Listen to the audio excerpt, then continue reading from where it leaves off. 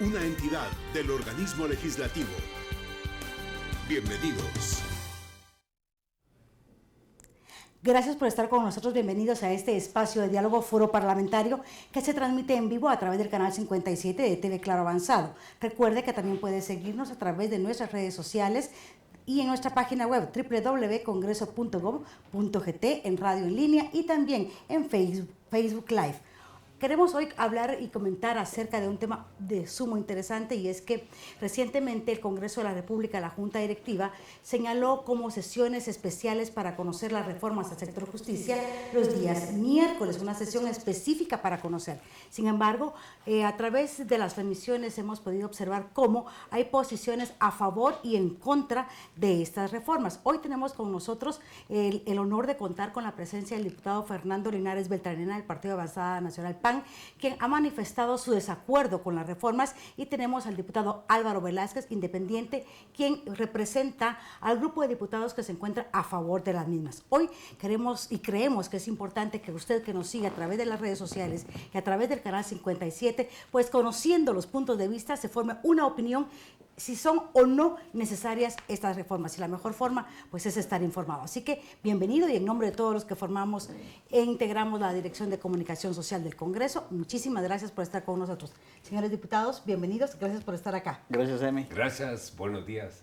Vamos a iniciar con esta pregunta. ¿Por qué se plantean estas reformas al sector justicia inicialmente, planteando la necesidad de unas reformas a la Constitución? Inicialmente eran más amplias, posteriormente se circunscribieron al sector justicia. ¿Ustedes consideran que son necesarias estas reformas y por qué?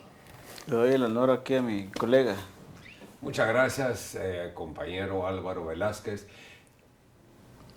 Todo debe reformarse y creemos que el sector justicia, en que yo participo como consumidor y como abogado litigante, debe reformarse. Es más, ya comenzamos con la reforma de la ley de la carrera judicial.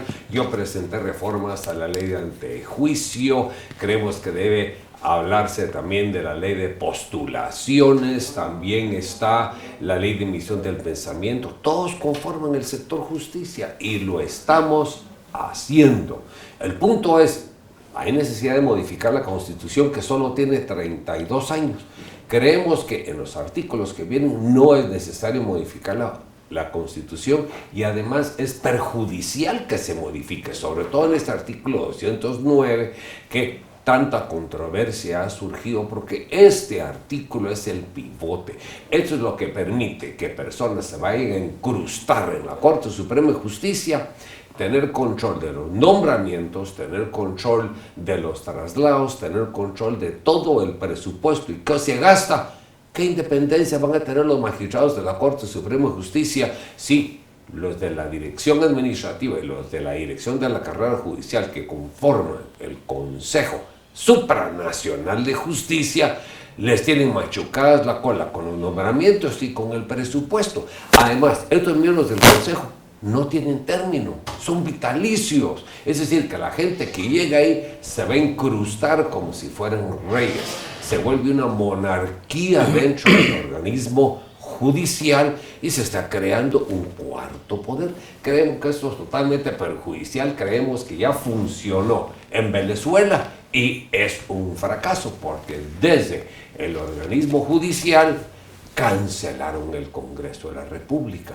Entonces, creemos que hay una república, y la república se basa en que existen tres poderes: el ejecutivo, el legislativo y el judicial, y ninguno de los tres puede ser superior a los otros dos. Con este se va a supeditar a los otros dos poderes al poder judicial y vamos a acabar con una tiranía de jueces. Por eso nos oponemos sobre todo a este artículo, que es el 209, que es el séptimo de las reformas, que es tan perjudicial, porque creemos que las mismas personas que están ahí se van a estar renombrando. Hay tres que son los que van a mandar todo: los tres de la carrera judicial, porque son un juez de paz, un juez de instancia y un magistrado de sala. Ellos nombran a los tres profesionales, por lo tanto tienen mayoría, y nombran a dos de los de la carrera administrativa, los de la dirección administrativa. Entonces, en estas tres personas, uno de los cuales es un juez de paz, van a tener el control de la justicia con puestos que son vitalicios para ellos. Van a dominar pues todo el país. ¿Comparte usted la opinión del diputado Linares Beltranena, diputado Velázquez? Digamos que estoy de acuerdo con el análisis que él hace desde su lógica. Y yo no lo comparto desde mi lógica. Ahora explico por qué. Desde hace ya una década o más se viene hablando de la necesidad de actualizar la Constitución Política de la República, especialmente tras la firma de los acuerdos de paz. Ahí hubo una intentona y se lanzó a consulta popular un paquete de 4 preguntas que eran demasiado complejas. Una de ellas tenía que ver con el sector justicia, donde se hablaba de la jurisdicción indígena, por cierto, era un paquete bastante amplio sobre las reformas al sector justicia. Entonces, en ese momento, en el año 99, si no me recuerdo, fue en mayo del año 99, causó demasiada polarización, porque se atribuía que eran reformas provenientes de la guerrilla tras la firma de la paz.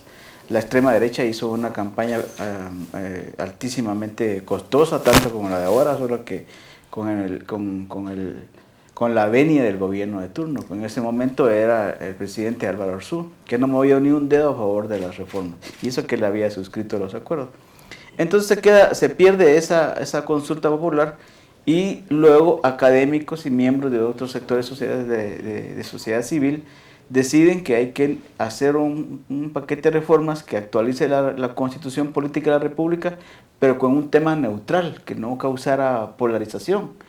Ese era el espíritu, digamos, de lo que presentó ACIES, USAC y URL, en la que dijeron, bueno, no toquemos la parte política, no toquemos la parte dogmática, no toquemos nada de esto, porque causa demasiada tensión social, y entonces mejor dediquémonos exclusivamente al sector justicia para independizarla, modernizarla, etc.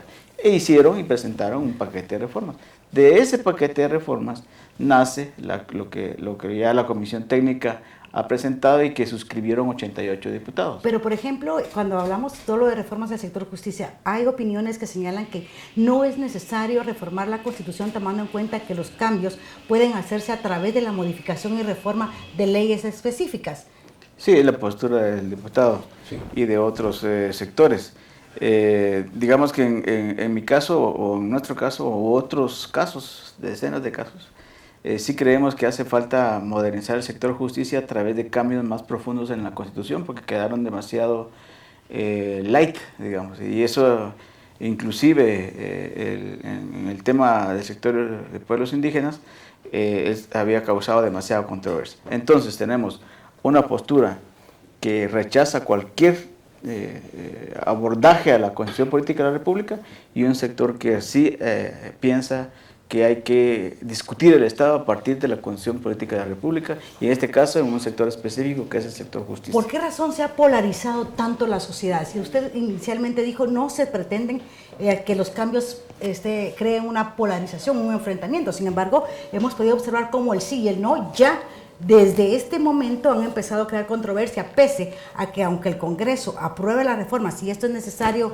explicarlo, deben ser sometidos a una consulta popular. Lo que el Congreso apruebe no es última palabra, sino que los guatemaltecos deben ratificarlo con una consulta, y por eso es la importancia de estar informados. A ver, ¿por qué creen ustedes, diputado Beltranena, que hay tanta polarización? Y me gustaría mucho que en este diálogo pues debatiéramos y compartiéramos acerca al respecto, porque yo creo que es válido expresar nuestras opiniones. Porque hay dos temas totalmente ideológicos. El primero es la jurisdicción indígena. Pero ese tema ya se sacó, ya se pospuso, pero hasta la cola de las reformas. Se supone que después de salir de las próximas, ese lo vamos a discutir, porque crea una jurisdicción en los pueblos indígenas, pero no una, crea cuantas comunidades hay que hablen lenguas, que tengan cultura indígena, tienen su propia jurisdicción independiente, no supeditada a la Corte Suprema de Justicia. Por eso hay que modificar el artículo 203. Entonces está creando paisitos independientes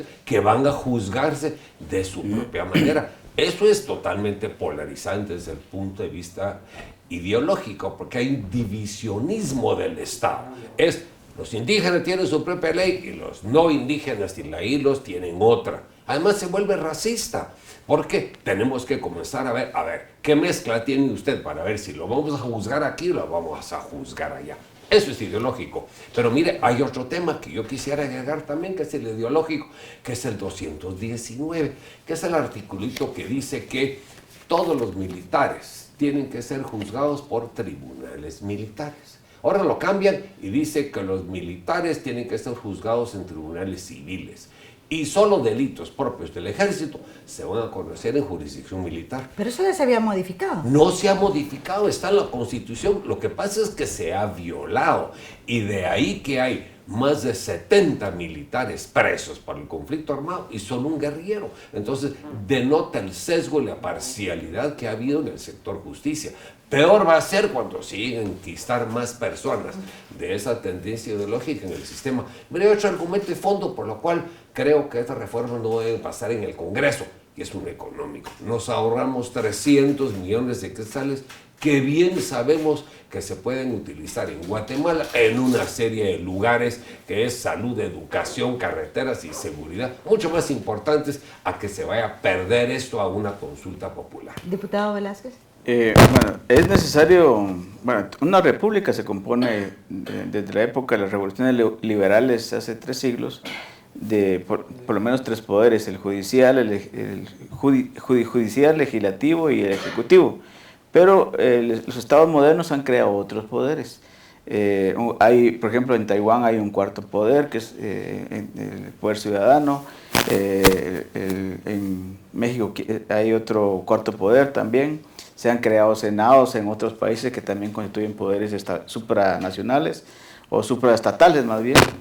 En este caso lo que se pretende es reformar un sector que ha sido cooptado y mantenido por mafias y sectores económicos que disponen de jueces, que disponen de salas, que disponen de litigios a su favor, y entonces lograr independizarlo. Y la tendencia mundial en este momento es que todos los organismos que tienen, que son poderes que deberían ser neutrales, aplicables a toda la ciudadanía, con derechos universales, pues sepan separar 2 cosas, lo técnico y lo político.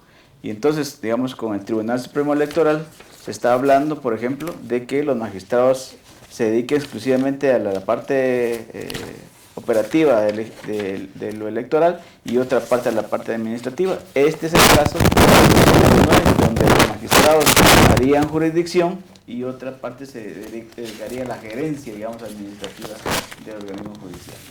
Gracias. Tenemos que ir en estos momentos a un corte, pero por supuesto, si usted quiere conocer acerca de esto, también puede ingresar a nuestra página web. Están las reformas presentadas a la Corte, al organismo judicial, al sector justicia, y en el artículo 209, el artículo 6, me parece, el 7, se refieren específicamente a la carrera judicial y a este consejo de la carrera judicial. Ya volvemos. Porque hay cortes y no hay comercio. La edificación del actual Palacio Legislativo tiene sus raíces en la célebre sociedad económica creada a finales del siglo XVIII en el año de 1794, donde funcionaba el sobrio inmueble de estructura neoclásica y magnífica ornamentación arquitectónica, ubicada en la 9ª Avenida Sur. Durante el gobierno de José María Orellana, de 1921 a 1926, se emprendieron los estudios para la construcción del edificio del Congreso. La entidad económica se trasladó a otro edificio y el presidente de la República, Jorge Ubico Castañeda, ordenó la demolición del dañado edificio para dar paso a la construcción del Palacio de la Asamblea Legislativa. La obra fue inaugurada en 1934 durante la administración del general Ubico. Se impone en su edificación una marcada tendencia al estilo neoclásico conservador, aunque se aprecian interesantes combinaciones de elementos artísticos del barroco, rococó, churrigueresco y hasta del mudéjar. La sala de sesiones, denominada hemiciclo parlamentario, sala del pleno o salón plenario, contiene 158 curules y 9 escaños para la junta directiva, que constituyen un hermoso mobiliario tallado en maderas preciosas por manos de artesanos nacionales. Al lado izquierdo del hemiciclo parlamentario está el palco del Honorable Cuerpo Diplomático y a la derecha el palco de prensa. Según los planos arquitectónicos originales, la disposición del Palacio Legislativo fue la siguiente. El edificio contiene a su derecha el amplio vestíbulo a la sala de sesiones, la sala de recepciones y el despacho de la presidencia. A ambos lados de ellos empiezan las de comisiones y a su izquierda el despacho de la vicepresidencia, secretaría, oficialía mayor, sala de oficiales, archivo, salas de descanso y habitaciones de conserjería y servidumbre. Al amplio vestíbulo también se le denomina Salón Los Pasos Perdidos, nombre al que se le atribuyen varios orígenes. Estudiosos, cronistas e historiadores señalan que en ese espacio parlamentario han quedado perdidos con el tiempo los pasos que han constituido los hitos de la vida política del país. Otros son del criterio que recibe tal denominación en virtud de la desorientación o extravío con el que generalmente se encuentran quienes por primera vez caminan por este lugar. El Salón Los Pasos Perdidos está decorado a la derecha con el escudo de armas de las Provincias Unidas de Centroamérica, reflejado en 5 volcanes. A su izquierda, el escudo de armas de la República de Guatemala. La Sala del Pueblo, donde por muchos años funcionó la biblioteca, se encuentra ornamentado con murales que sintetizan la historia de nuestro país, desde la época prehispánica, la conquista, la independencia, la Revolución Liberal de 1871, hasta la Revolución Democrático-Burguesa de 1944. A través del Decreto Legislativo número 32-78, el edificio del Congreso de la República fue declarado Monumento Nacional, por lo que todos los guatemaltecos y guatemaltecas deben velar porque siempre permanezca en pie y las nuevas generaciones tengan conciencia del ayer, que estudien y trabajen por el presente para aportar un mejor futuro para la patria. Congreso de la República.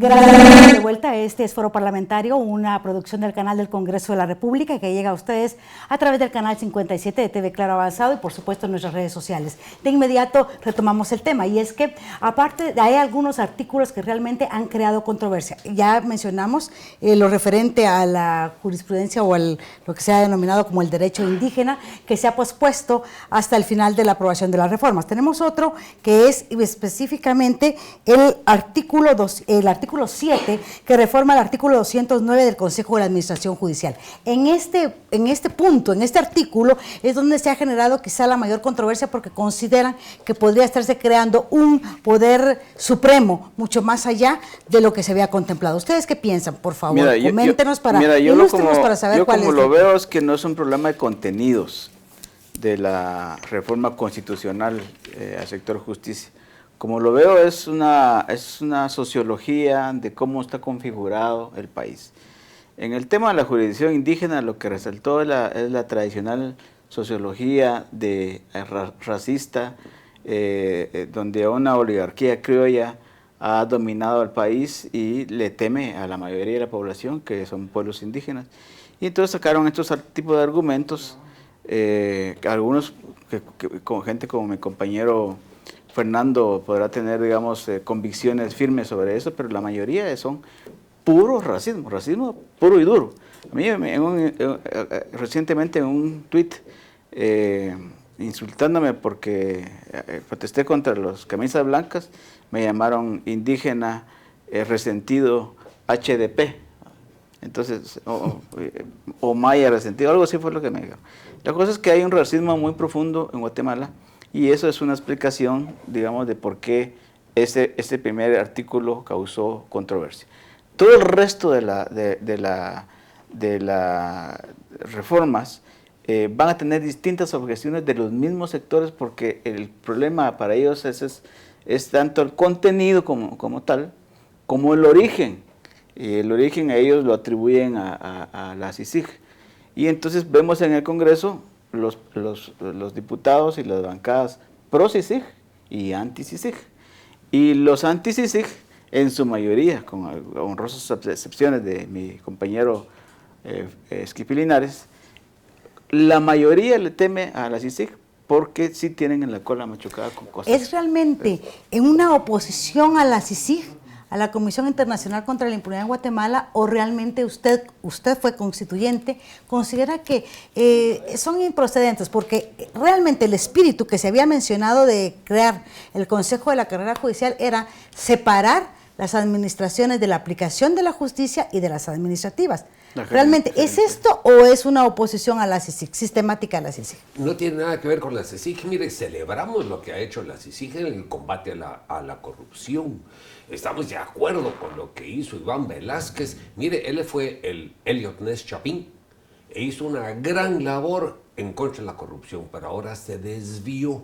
Se metió a camisa de 11 varas, que es algo que no le corresponde porque está fuera de su mandato. No tiene nada que ver el trabajo de la CICIG en su lucha contra la corrupción, con la cual estamos de acuerdo, con que ahora esté promoviendo reformas constitucionales. Pero Eso esas fueron no le presentadas por los 3 presidentes de los organismos del Estado en su momento. Pero y signadas por muchos integrantes del Congreso de la República. Sí, pero tenía la presión de la trinca.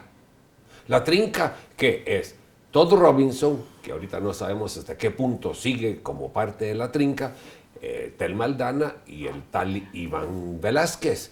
Y ellos estuvieron presionando. Si no, mire, el 28 de noviembre del año pasado, cuando llegaron al palco diplomático a sentarse a vernos, no llegaron a turistear y a conocer las bellezas de la arquitectura del tiempo de Ubico. Llegaron a ejercernos presión para que aprobemos las reformas constitucionales. Y eso fue ilegal. Hasta presenté un amparo en contra de ellos. Entonces no hay que confundir lo que es la lucha contra la corrupción y la intromisión en temas que no les competen. ¿Usted considera que hay intromisión extranjera o de la CICIG? No, yo ahorita ya veo un panorama un poco más amplio en cuanto a la objeción al conjunto de las reformas constitucionales. La idea es boicotearlas y hay una campaña muy bien financiada y muy bien orquestada contra ella. Y están coludidos, por decir una palabra mediática. La extrema derecha, de los camisas blancas, los que provienen de la clase alta, de la Universidad Francisco Marroquín, de todos los que son libertaristas y de movimientos neoliberales, que son voceros ideológicos, son altavoces de grupos de poder más poderosos. Esos grupos de poder están un poco calladitos porque no quieren dar la cara, pero que en la pasividad de su actitud demuestran que están en contra de ellos, están en contra de las reformas. Estoy hablando de ciertos organismos, de las empresas, de la empresa privada, muy fuertes y muy poderosos, muy influyentes. ¿Casi? Estos, casi Fundesa, 100, you name it, y este grupo junto con diputados de derecha conservadora, de los derechos de las bancadas proempresariales, pues hacen una triple alianza, digamos un arcoíris de alianzas dentro y fuera del Congreso que logran pues hacer toda una campaña. Y lo único que yo veo de positivo o negativo en todo esto es que la derecha sí logra unirse cuando sus intereses están siendo afectados, mientras que la ciudadanía pues trabajadora que tiene que salir a chambear y no tiene tiempo para venir a estar haciendo bulla ahí, pues no logran unirse. Hay más manifestaciones de la derecha que de la ciudadanía en general. Diputado Linares. Últimamente sí, porque ya despertó la ciudadanía, pero el año pasado veamos toda la gente que llegaba al Congreso y le digo que yo fui víctima porque a mí me insultaron desde los palcos las hordas que trajo el expresidente Mario Taracena de acarreados. ¿Por qué? Porque yo vi los buses estaban en el Parque Central y ahí traían los acarreados y Miguel Ángel Sandoval era el operador que les compraba los almuerzos. Esos eran acarreados. Incluso las figuras ancestrales que vinieron, muy respetables, no vinieron por sus propias pistolas, ellos los acarrearon también. Pero mira, pero también hay una diferencia. Bueno, sí, seguramente en ese momento del año pasado hubo algunos excesos, pero en ningún caso de los sectores populares ni de los pueblos mayas ha habido las patanerías y las faltas de respeto que han hecho las camisas blancas desde el palco, impidiendo el debate ideológico entre los diputados. Ahora, por ejemplo, a mí me preocupa porque en la posición de diputados cada quien y cada ciudadano también tiene derecho a tener una opinión a favor o en contra. Se les señala, por ejemplo, a quienes están a favor de ser de una ideología de izquierda, a los que están en contra de ser derechistas. Yo creo hasta dónde ustedes como legisladores y como diputados se sienten presionados para emitir un voto. La presión es normal si la ciudadanía tiene el derecho de presionar. Y yo no me siento presionado. Cánones de educación. Digamos, yo pienso que, por ejemplo, diputados como Fernando Linares y su servidor somos de los pocos diputados ideológicos del Congreso y no nos sentimos presionados, ni él ni yo, creo yo, en que si voto en contra o si digo algo que no le guste a mi sector, pase algo. Nosotros opinamos con criterio y opinamos con criterios académicos, universitarios, por la práctica política que hemos tenido. Yo no me siento presionado por la CICIG, ni por el embajador Todd Robinson, ni por don Iván Velázquez. Yo creo sinceramente en estas reformas constitucionales.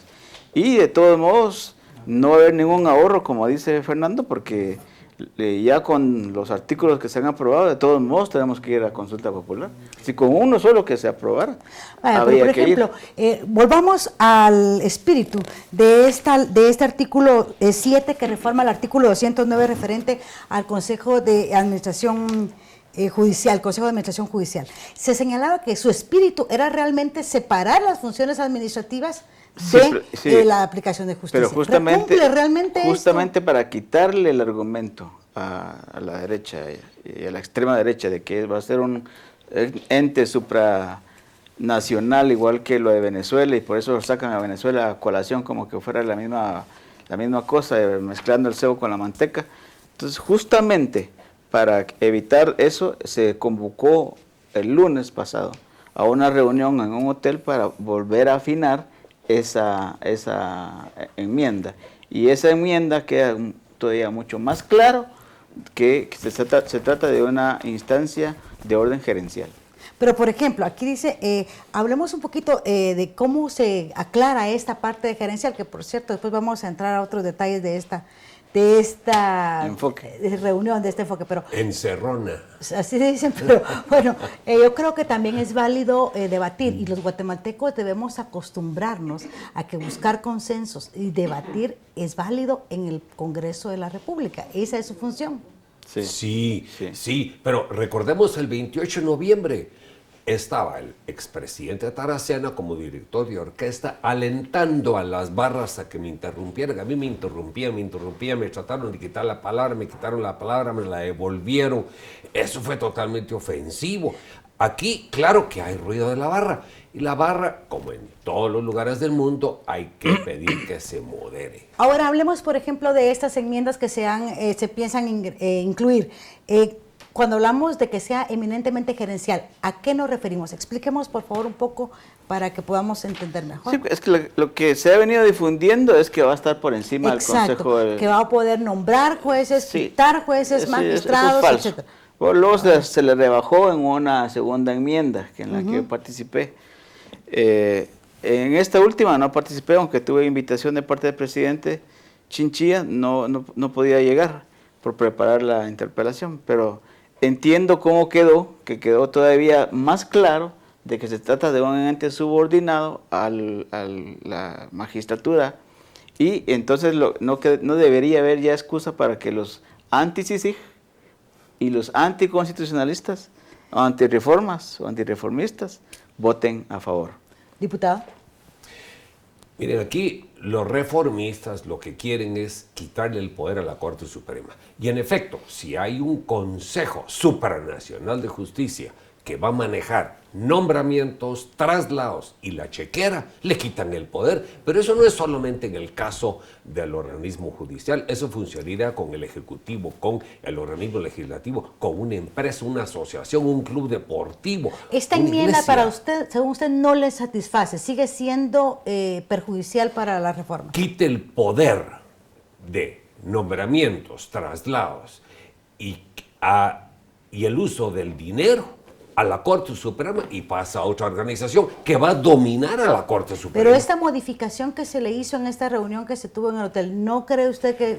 No, es solamente de forma cosmética, no entra al fondo. Sigue siendo el Consejo Superior de Justicia manejando los recursos económicos, y lo hice con esa palabra, recursos económicos. Eso es la chequera, eso es el pisto.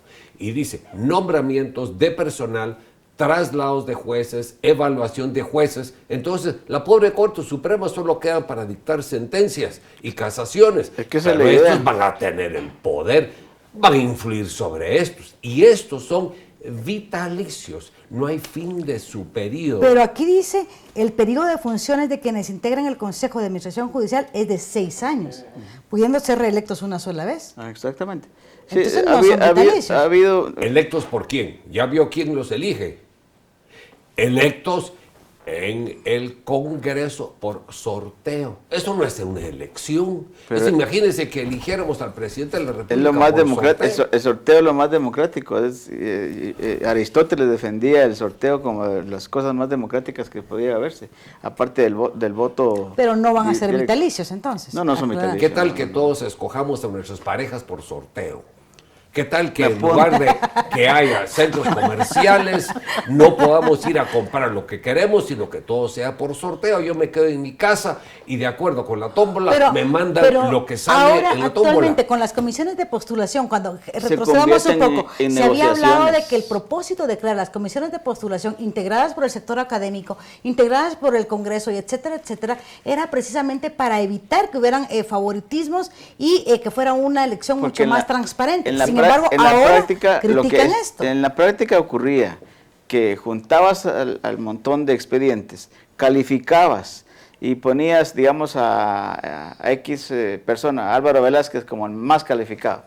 Y a la hora en los punteos, en las negociaciones de los bloques legislativos, resultaba ganando Fernando Linares, digamos. Ya no era el mérito, y hasta la fecha. No es el mérito lo que está funcionando, sino lo que funciona son negociaciones e intereses espurios de los partidos políticos. Entonces es mejor que sea por sorteo. Vamos nuevamente a una pausa, pero por supuesto ya volvemos. Usted siga con nosotros. Este es Foro Parlamentario, los diputados Fernando Linares Beltranena y Álvaro Velázquez.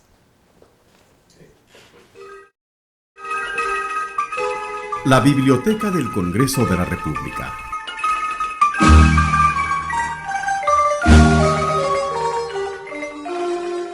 Sus pasillos y estantes están llenos de libros con olor al pasado, a presente y a todos los detalles que han quedado plasmados en papel. Y aunque la palabra biblioteca significa colección organizada de libros y publicaciones en serie para préstamos o consulta, en realidad una biblioteca es un verdadero tesoro literario. Muy pocos conocen sobre la existencia e importancia de este espacio. Aquí es donde el Congreso de la República ha recopilado información, donde se encuentran análisis de expertos sobre leyes del país, acuerdos legislativos, legislación de diferente índole, historia y novelas de autores guatemaltecos. Esta es la Biblioteca del Congreso de la República, que por muchos años funcionó dentro del edificio central de este alto organismo, donde hoy se encuentra el emblemático Salón del Pueblo.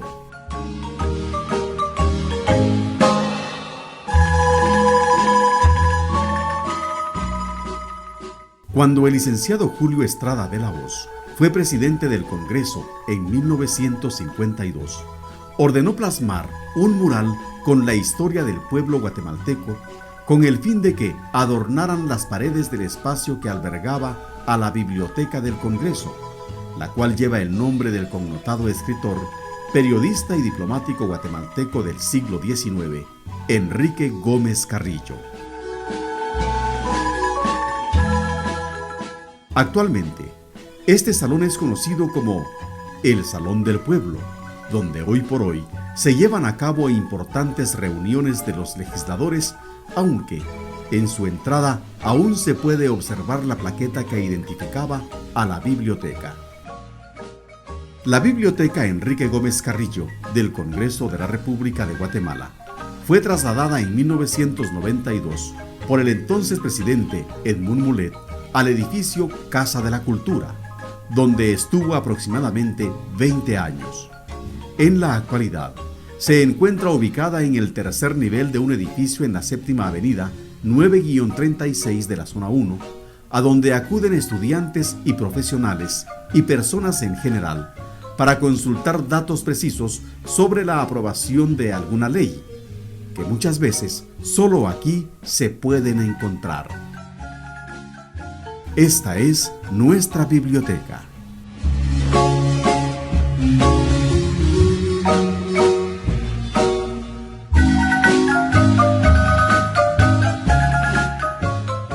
Congreso de la República.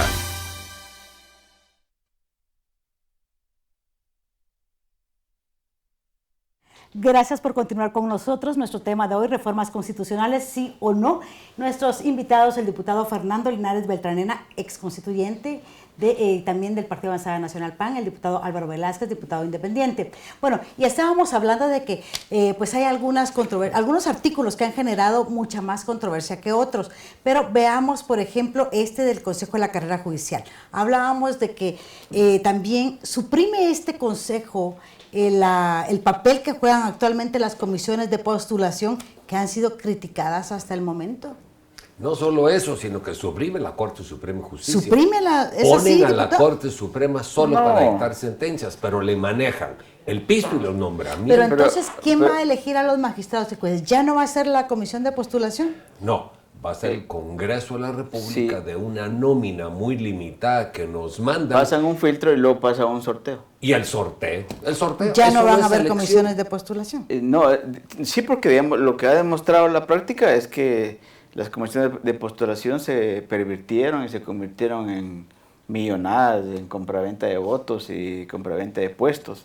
Entonces esto lo que está haciendo es reparando una trágica historia donde se inventaban universidades privadas como poporopos y facultades de derecho como poporopos sin estudiantes con tal de poder participar en el proceso. Lo que pasa es que aquí habían demasiados poderes económicos intervenidos y tanto las mafias como los poderes económicos acostumbrados a manejar la justicia a su sabor y antojo, pues se afectan con estas reformas.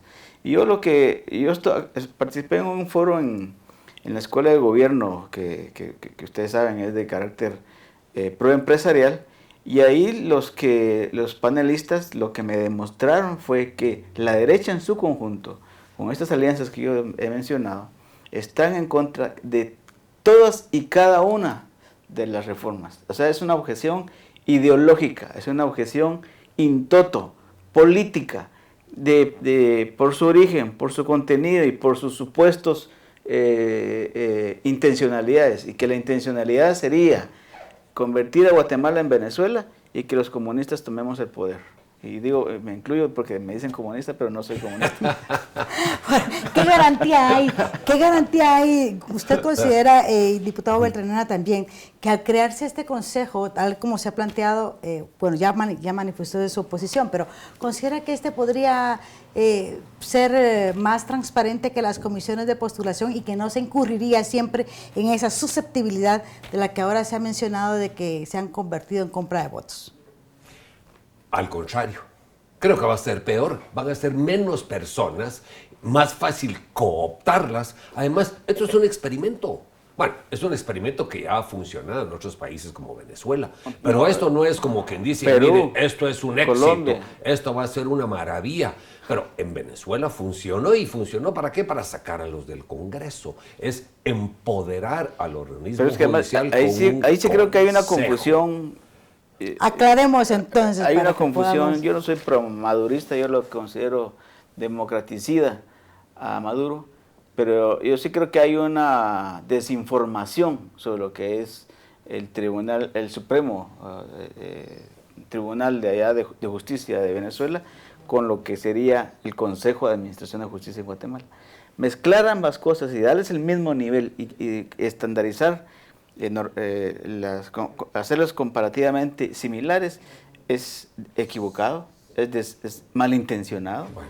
Y es un problema de modelos políticos completamente distintos. Diputado Beltrán. No hablemos de Venezuela, hablemos de esto entonces. Es un experimento. Se dice, esto va a ser la panacea porque lo que estaba antes no funcionaba, pero lo que estaba antes no funcionaba en parte por falta de transparencia, por falta de fiscalización. Es como decir, el Ejecutivo no funciona porque en el tiempo el Ejecutivo del gobierno pasado estaba Valdetti y Otto Pérez. No, el Ejecutivo funciona, lo que pasa es que llegan personas que cometen actos ilegales. De la misma forma, aquí tiene que haber mayor transparencia, fiscalización y persecución penal de todos los que son ilegales. Pero eso no quiere decir que no va a pasar con este nuevo sistema, al contrario, yo creo que va a pasar y va a pasar más, porque van a ser 3 personas que van a tener todo el poder, que van a estar fácilmente cooptadas, ya sea por los poderes o los poderes que ya sabemos que han funcionado en las últimas elecciones de las comisiones de postulación en el pasado, o los poderes actuales. Miren cómo ha influido en las cortes Iván Velázquez, Tel Maldana y Todd Robinson. Todd Robinson llega hasta visitar a jueces, a juicios de militares para presionar al juez y buscar una condena. Mire cómo hicieron el año pasado en el Congreso. Y veamos quiénes apadrinan mucho estas reformas. Estamos hablando, como dijo mi compañero aquí, que un grupo de instituciones que son afines al sector privado. Pero ¿cómo están los afines al sector público? Hasta ponen todos sus símbolos en la prensa apoyando. Y ahí vemos que están YEPADES, también todos los grupitos de izquierda. Por supuesto que es ideológico. Y eso está bien, es sano, es parte del debate. Eso sí. A mí me agrada que eso se discuta y se está discutiendo un poco más ahora. Digo un poco más porque a mí me han quitado el uso de la palabra en el Pleno y veamos cómo me la limitó Mario Taracena el año ¿Y no pasado. creen ustedes de que ha habido hasta cierto punto falta de socialización de estas reformas para que no solo los sectores organizados a favor o en contra conozcan y tengan esa intención de interesarse por el contenido de las reformas, sino que quizás publiquen un poco más para que los guatemaltecos comunes y corrientes podamos conocer cuál es el contenido y a la hora de que esto pudiese llegar a una consulta popular, conscientemente emitir un voto?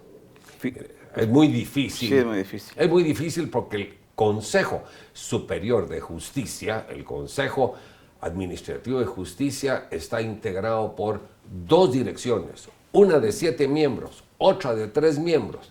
Esta de 3 miembros, 2 de ellos son nombrados por los 3 de la primera.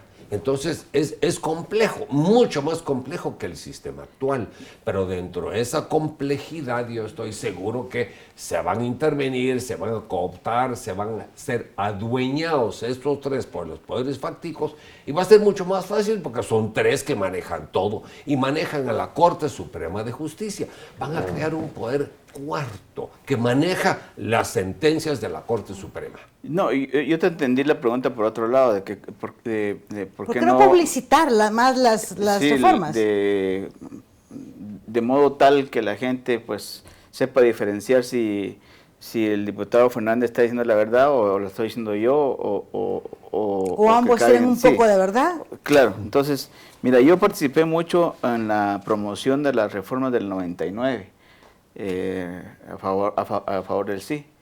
Y por supuesto que me frustré cuando perdimos, pero anduve de departamento en universidades, con colectivos explicándoles la complejidad de las reformas, el paquete de reformas. Era mucho más complejo que esta, pero es imposible alcanzar a todo el mundo. Ni aún con campañas radiales que hubo a favor del sí, entonces se trataba de explicar, era muy difícil. Estos son temas demasiado técnicos como para que la ciudadanía los absorba, digamos, de manera fácil, los dijera de manera fácil.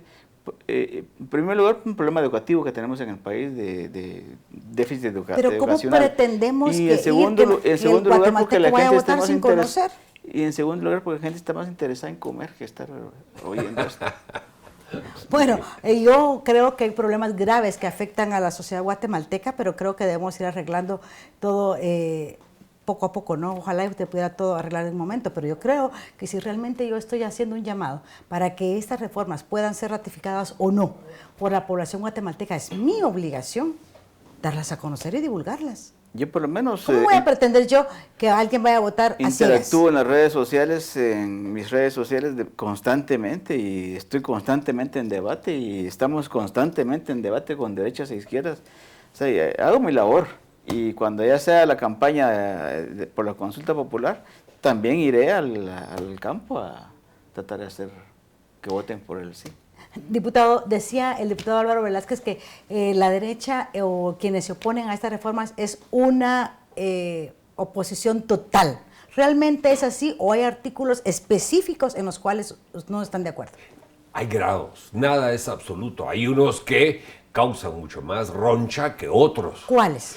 El 203 del tema indígena.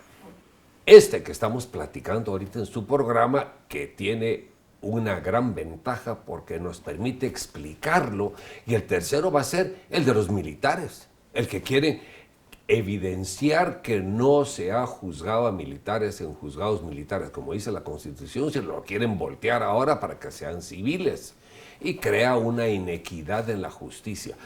Esos son los más controversiales, pero mire, es sano que se discuta y es sano que se difunda. Yo creo que esta labor que están haciendo ustedes es magnífica, porque aquí la gente va a poder tomar mejores decisiones y permitir que sus representantes en el Congreso legislemos sobre este punto. Mire, y un tema muy importante, el tiempo.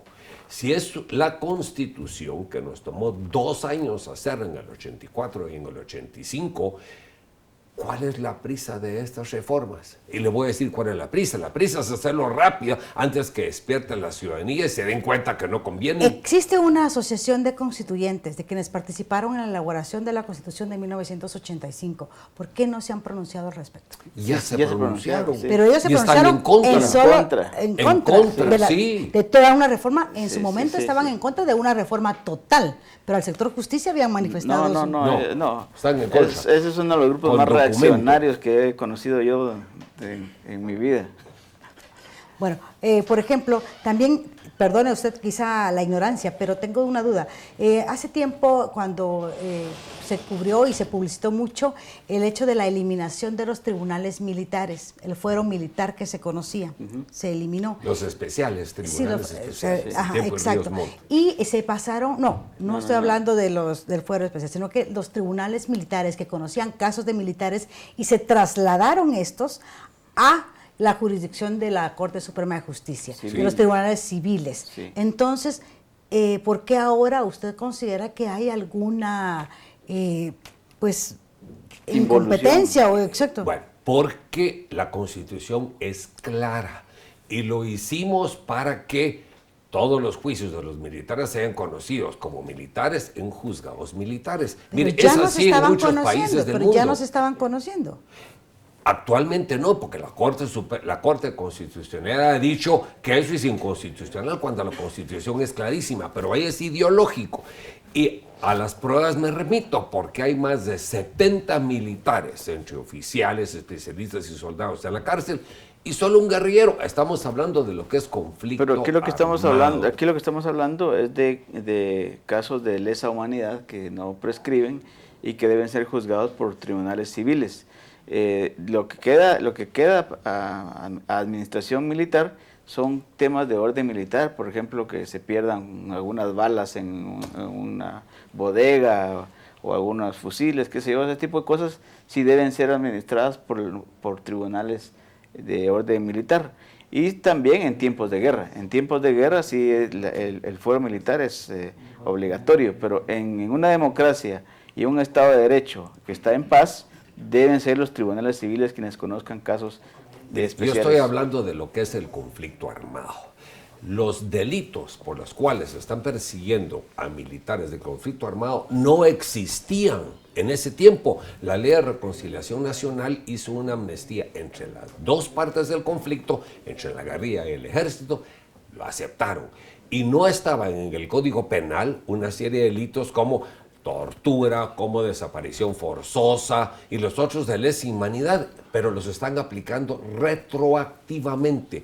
Y eso es inconstitucional, viola la misma Constitución. No, porque son convenios, vienen de los convenios de Ginebra después de la Segunda Guerra Mundial. No, los convenios de Ginebra no hablan de eso. Y de Viena.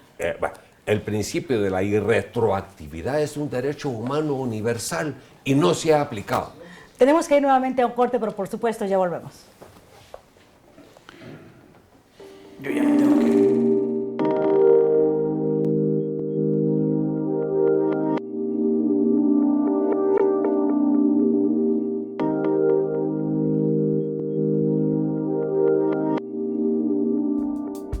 La Casa de la Cultura.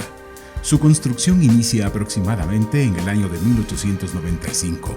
No es posible puntualizar con exactitud cuál fue el uso que inicialmente se le dio al bello inmueble en el que hoy funciona el anexo legislativo, conocido como Casa de la Cultura. Pero es de espectacular que fue la casa particular del doctor José Monteros, médico prominente de la época que debido a la situación económica desahogada que poseía, podría financiar un proyecto de dicha magnitud.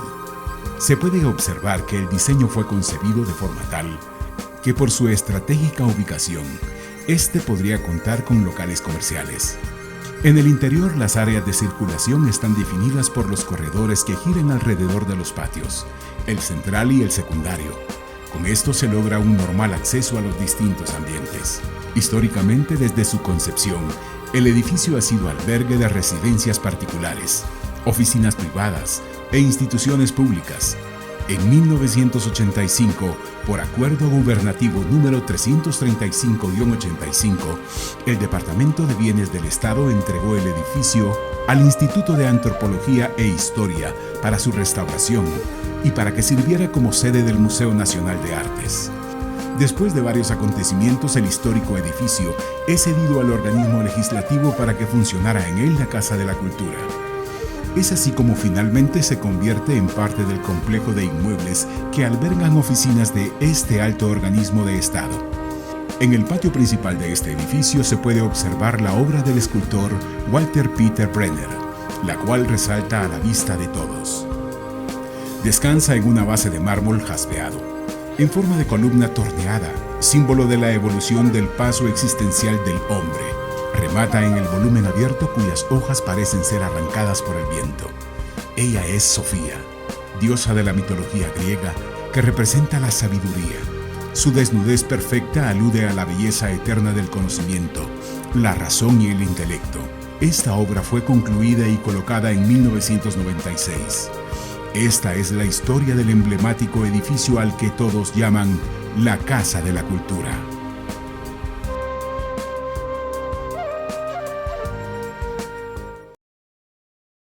Estamos llegando ya al final de este espacio y por supuesto vamos a aprovechar el tiempo porque es muy importante. Ojalá y hubiésemos tenido más tiempo para profundizar más en estas reformas que, como decíamos, se ha convertido casi en una posición ideológica más que en un debate del contenido de las mismas. Para ir concluyendo, diputados, quisiera darles la palabra para que dieran sus conclusiones y su mensaje final a la población, pero que finalmente me argumentaran así de una forma breve y concreta por qué sí y por qué no las reformas.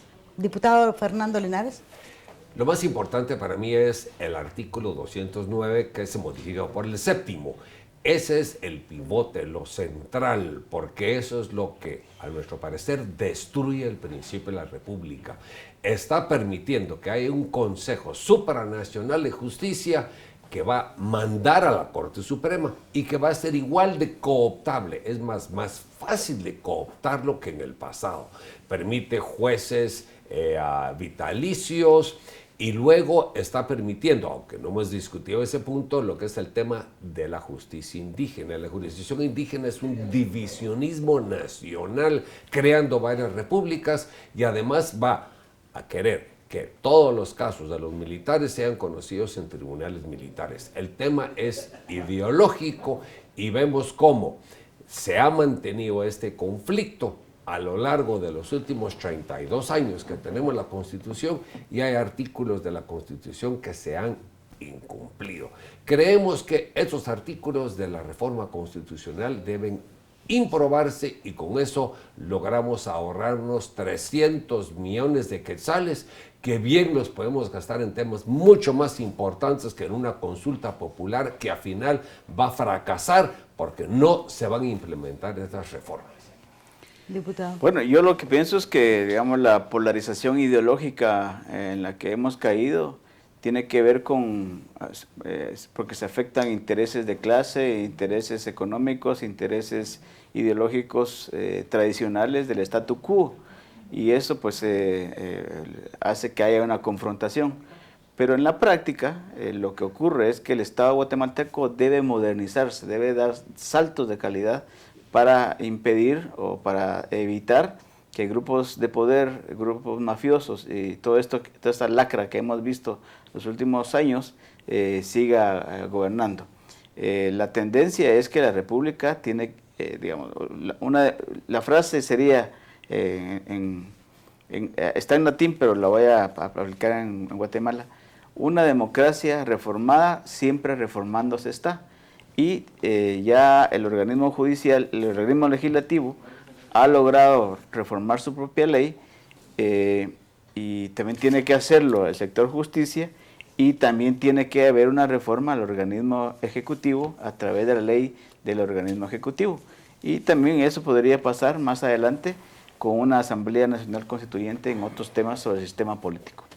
Muchísimas gracias. Yo quiero agradecerles a ambos el tiempo que se han tomado para explicar estas reformas a la Constitución en el tema del sector justicia. Sabemos que tienen muchísimas cosas que hacer y en lo personal, además de agradecerles, quisiera hacer una invitación a toda la población guatemalteca, a toda la ciudadanía, para que estemos pendientes y conozcamos, nos involucremos más en estas reformas, porque el procedimiento establecido es que luego de que el Congreso apruebe estas reformas, sean sometidas a una consulta popular, en donde todos debemos acudir a emitir nuestro voto a favor o en contra de las mismas. Estas reformas regulan, dentro de otras cosas, el antejuicio, la jurisprudencia de la Corte Suprema de Justicia, que divide la función administrativa y la aplicación de la justicia, y el derecho indígena, dentro de otras cosas, pero tiene muchísimo más. Si usted quiere conocer acerca de estas reformas, puede ingresar a nuestra página web www.congreso.gov.gt, seguir con nuestra programación, porque por supuesto estaremos retransmitiendo